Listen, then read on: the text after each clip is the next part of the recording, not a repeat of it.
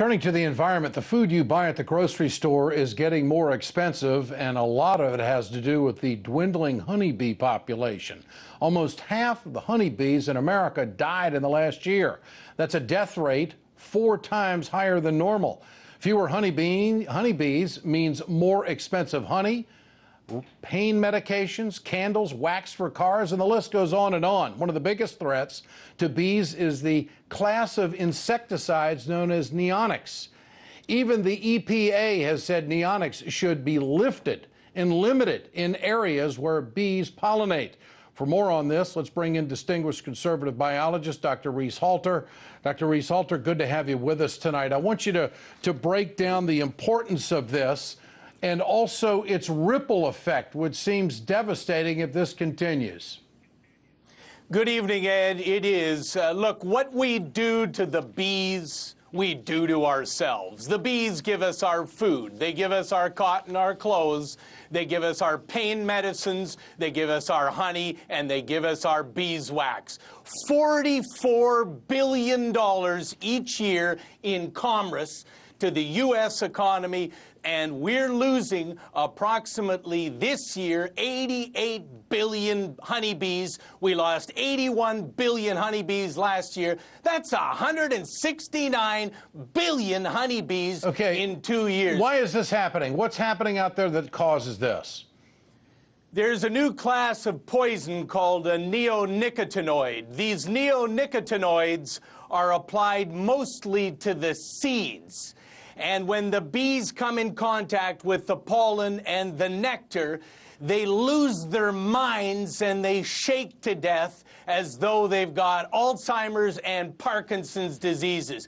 This is abysmal. It's poisoning our water. It's poisoning our soil. It's poisoning the birds that eat the animals in the soil, and it ripples up through the entire ecosystem to the goshawks who try to eat the songbirds who are missing, and we get explosions of vermin.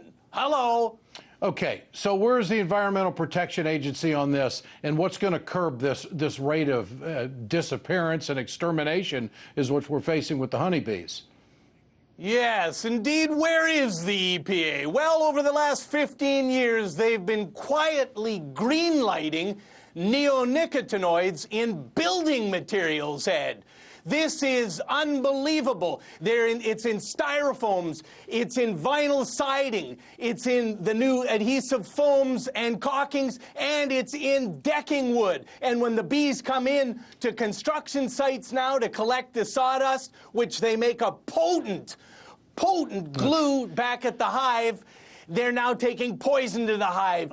I don't know what is happening, but I can tell you this. If the bees die, we die. And as the Earth's doctor, not going to happen on my watch, Ed. All right. Dr. Halter, I want you to comment on GMOs because a lot of people believe that this is contributing to the environmental damage that we're seeing because of the use of corn and soy and the way they're taking away a lot of natural grasslands across the country. What about that?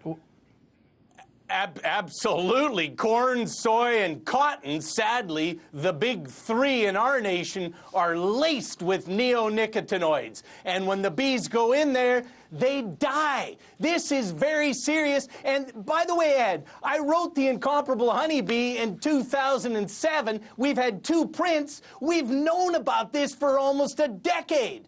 This is our food, Ed. This is America's security, and we're talking about global security, on top of which we've got a climate crisis that is tipping this. It doesn't have a good ending. There is no reason whatsoever for 2 billion pounds of neonicotinoids each year to be killing the bees, soil, and water. So you're saying that the EPA should reverse its position on allowing these chemicals to be used, and that probably would start to reverse the trend that we're seeing right now on the honeybees. Dr. Reese Halter, it is great to have you with us tonight. I appreciate your time. We'll always come back to you. Thanks so much. Always valuable information.